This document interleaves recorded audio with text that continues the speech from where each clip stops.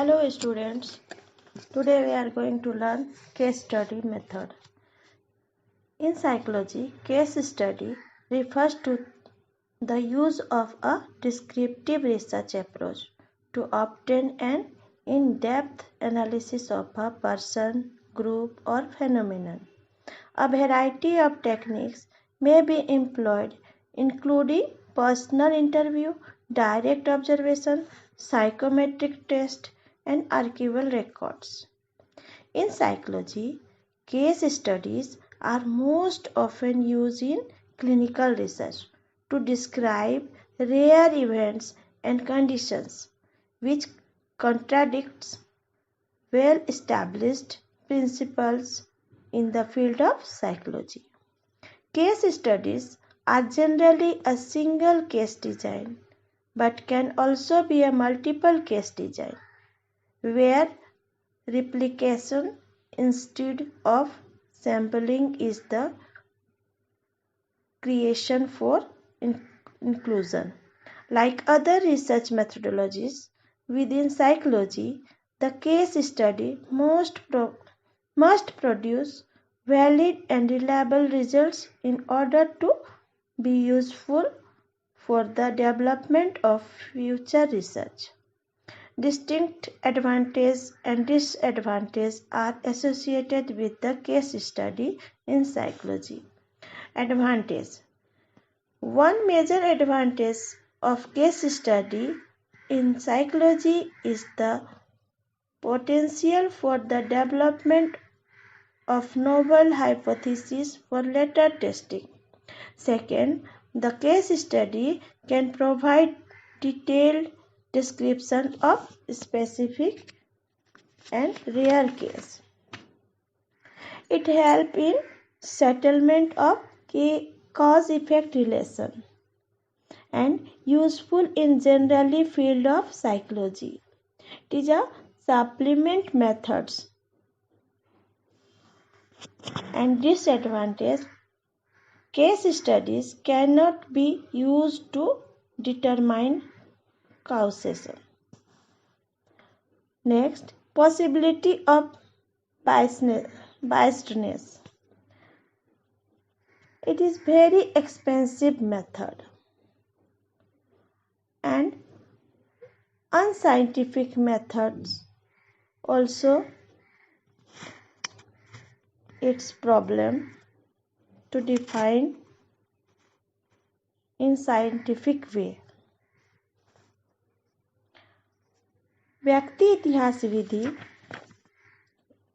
एक बहुत पुरानी विधि है। इस विधि में किसी व्यक्ति के गहराई से अध्ययन पर बल दिया जाता है। यह विधि संपूर्ण परिस्थिति प्रक्रिया के वर्णन या घटनाओं के संबंध में जिसमें व्यवहार घटित होता है पर बल देती है। इसमें व्यक्ति, परिवार, संस्था, परिस्थिति, समूह, समिति और समुदाय का एक इकाई के रूप में गहराई से एवं विस्तृत अध्ययन किया जाता है। इसमें अध्ययनकर्ता व्यक्ति के व्यवहार के संबंध में कुछ महत्वपूर्ण तथ्यों को इकट्ठा करता है। इस उद्देश्य की पूर्ति हेतु वह व्यक्ति या रोगी के बीते हुए जीवन से संबंधित सभी व्यक्तियों जैसे सगे संबंधियों, साथियों, पड़ोसियों, विद्यालयों आदि से यथासंभव सूचनाएं इकट्ठा करता है। साथ ही साथ उस व्यक्ति या रोगी के पत्र यानी लेटर्स, डायरी, आत्मकथा तथा उस व्यक्ति के जीवन से संबंधित अन्य सूचनाएं भी इकट्ठा करता है। इन सभी एकत्र सूचनाओं के द्वारा व्यक्ति या रोगी का एक जीवन वृत्त तैयार करके उसके विश्लेषण द्वारा रोग के कारणों का ज्ञान एवं रोग का निदान और उपचार किया जाता है। इस प्रकार यह विधि किसी घटना विशेष या असामान्य व्यवहार को समझने के उद्देश्य से उसकी संपूर्ण पृष्ठभूमि में मनोरोग के कारणों को तलाश करने का प्रयत्न करती है। अतः इस विधि का उपयोग मनोवैज्ञानिकों की अपेक्षा मनोचिकित्सकों द्वारा अधिक किया जाता है। इसलिए इस विधि को नैदानिक विधि यानी क्लिनिकल मेथड भी कहा जाता है।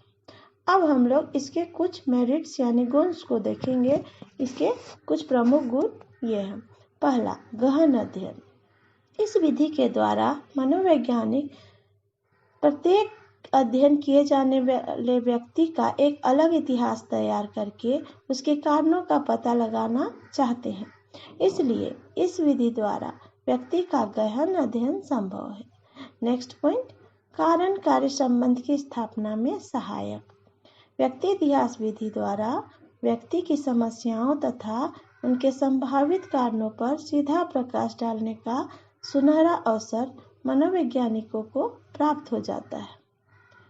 नेक्स्ट पॉइंट, मनोविज्ञान के अधिकांश क्षेत्रों में यह विधि उपयोगी सिद्ध हुई है। इस विधि द्वारा असामान्य व्यवहारों, विशिष्ट बालकों जैसे प्रतिभावान या मंद बुद्धि या समस्या बालक यानी प्रॉब्लम चाइल्ड, बाल अपराधियों आदि के अध्ययन में बहुत ही विशेष रूप से सहायता मिलती है। अतः मनोविज्ञान के अधिकांश क्षेत्रों में यह विधि उपयोगी सिद्ध हुई है। नेक्स्ट पॉइंट, पूरक विधि। व्यक्ति इतिहास विधि अन्य विधियों जैसे प्रेक्षण यानी ऑब्जर्वेशन, प्रयोग यानी एक्सपेरिमेंट आदि द्वारा अध्ययन के पूर्व परिकल्पना के निर्माण में भी सुविधाजनक पाया गया है और इस प्रकार अन्य विधियों के पूरक यानी सप्लीमेंट मेथड के रूप में इसका प्रयोग किया जाता है। अब इसके कुछ हम दोष या डिमेरिट्स भी देखेंगे, जिसमें पहला दोष है पक्षपात की संभावना। व्यक्ति इतिहास विधि में मनोवैज्ञानिक व्यक्ति के समस्याओं का अध्ययन अतीत का विश्लेषण करके करते हैं। यह विवरण पूर्णतः माता पिता तथा अन्य सगे संबंधियों द्वारा दी गई सूचनाओं पर आधारित है। तो इसमें माता पिता तथा सगे संबंधी कुछ घटनाओं और तथ्यों को छिपा लेते हैं, जिसका संबंध नैतिकता या पारिवारिक लोक लाभ से होता है। फलस्वरूप प्राप्त सूचनाएं पक्षपातपूर्ण हो जाती हैं, जो कि काफी निर्भर योग्य नहीं रह जाती हैं। नेक्स्ट पॉइंट, अवैज्ञानिक विधि। व्यक्ति इतिहास विधि में व्यक्ति के एक ही केस के विवरण का विश्लेषण अलग अलग विशेषज्ञों द्वारा अलग अलग से किया जाता है। अतः यह विधि आत्मनिष्ठ होती है, वस्तुनिष्ठ नहीं होती है। इसके कारण इसकी विश्वसनीयता और निर्भरता समाप्त हो जाती है।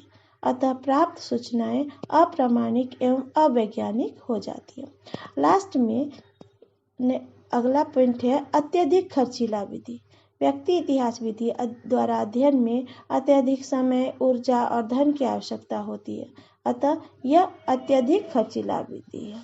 इस प्रकार उपर्युक्त गुण दोषों को देखने के बाद भी यह नहीं कहा जा सकता कि यह विधि पूर्णतः अनुपयोगी है। इन सीमाओं के बावजूद इस विधि का उपयोग समस्या बालकों के व्यवहारों को समझने एवं सुलझाने में काफी किया जाता है। Okay students, that's all. Thank you.